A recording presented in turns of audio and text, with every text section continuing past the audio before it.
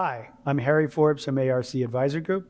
I'm here with Michael Maxey, Vice President of Business Development for Zededa. Mike, welcome. Thank you. Nice to be here. It's nice to have you here. Zededa is a widely admired company as startup in the automation space and in the edge space, but maybe everybody's not familiar with it.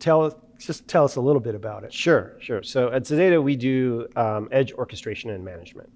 So what that means is we deliver an infrastructure that allows you to run workloads or applications in really remote areas on the edge. And we do that across commodity servers. So we're a software-only company. We don't have hardware, but we run with all the good hardware partners. And we allow you to do that in a really secure model. And our strategy is really about enabling all these different use cases and outcomes on the edge and being that enablement layer. Okay, well, give us a couple of examples of, Sure. of use cases that you're serving now. Okay. We have a pretty broad range of customers. So our direct customers are in the automotive space, they're in oil and gas, they're in energy production.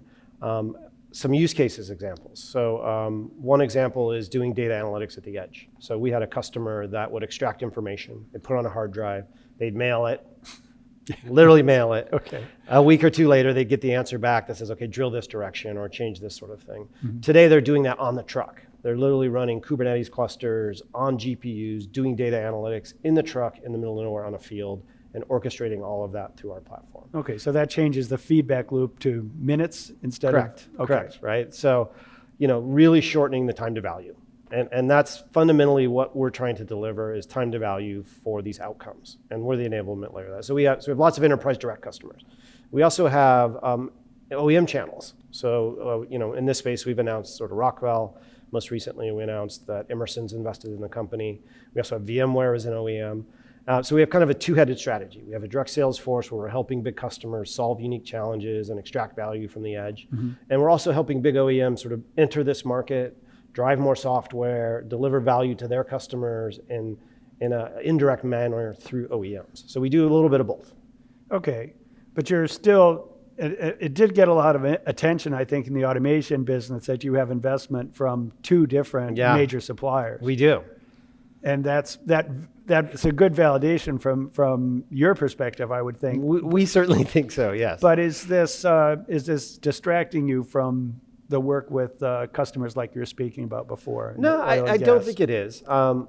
We've built an infrastructure that's really adaptable. Okay, so we use a lot of APIs, we use standard virtualization techniques, and it allows our OEMs to sort of pick it up. Yes, we're doing integration work with them, and yes, there's engineering work to be done, but we're not re-platforming for them. We're really integrating, and it's a different type of work.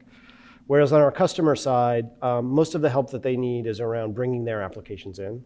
Takes a week or two, and then sort of training their team around security, watching the audit logs, and managing the system. So it hasn't really created a bunch of competing resources internally. It could over time, but we're growing quickly, and we think we can adapt to that. Great. We talked earlier, and you had mentioned you had a lot more cloud experience, and I, being an industrial automation person, have a lot more what is now called the edge experience. Can you talk about, from your perspective at Zededa, some of the differences and challenges that you see in supporting edge platforms in the industrial market? Yeah, sure. I mean, we see cloud and edge connected, right? We say we extend the edge, or we extend the cloud to the edge. They're not an either or in our world. And what we found is that developers and the people that are writing applications for cloud have come used to these set of services. You build something on AWS and it has compute, it has data, it has networking, has all of these services enabled. So we're trying to deliver that experience so that they can build one pipeline, not two. They don't have to build an edge pipeline and a cloud pipeline. But below the surface, the operators, their world's very different, right? Operating at the edge requires a whole different experience. Security is very different, for example.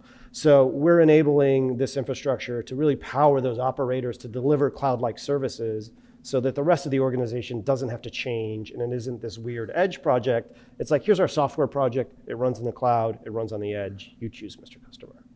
Okay. Well, that sounds too good to be true, if you don't mind me saying that, because really there are some constraints at the edge. And how do you manage that kind of those kind of constraints at the edge and still enable people to have a single development pipeline? So that's a great question. I mean, one of the biggest constraints, I think, is it's a different environment. Security is very different. Like when you develop in the cloud, there's data centers, there's armed guards out front, everything's cooled. There's people to go change drives or plug in a USB. That doesn't exist on the edge. I mean, sure, you can send an IT person to the middle of nowhere to do that, but that's extremely expensive and nobody wants to do that. So you have to account for a different security model. People steal these things. Teenagers plug in USB devices. So you have to really model around a different security structure. And our stack is really built for that. Like we've designed from the beginning to deliver a set of security and a set of operating that mirrors the cloud, but in a really tiny constrained space. Okay, one last thing. Sure. You mentioned earlier today, we were talking about your business model being a open core business model. Maybe you should explain that a little bit for the audience. Sure. So open core is a pretty well-known concept in the vendor space, at least, which is you have a part of your solution that's open source, and then you wrap value-added bits or services or something around that to create an open core model. In our world, we have Eve, which is an acronym for the Edge Virtualization Engine. That's an open source piece of software that people install on nodes. It's managed by the Linux Foundation. It's totally open source. And then we add value around that by offering a cloud service that controls that and orchestrates all of the applications on that node. So our model is open core with that open source piece and then business value around that. Okay, and are there other developers? What other developers are working on that piece? Yeah, good question. So we're seeing some of our OEMs start to show up and add to the code. We've seen people that are building, in effect, competing solutions. They want to do everything in open source. They're starting to add features and add things to that. And then there's consulting partners that are building solutions around Eve that are also adding. So we're starting to get more and more input into that open source, which helps us go faster and create more standards. And so we're super excited about that. It sounds like a community developing. That's our goal. That's our goal. Great. Michael, it's been really nice to have you here and hope to see you again and again here. Right on. Thank you very much. My pleasure. This is Harry Forbes from ARC Advisory Group. I've been speaking with Michael Maxey of Zededa. Thank you for watching.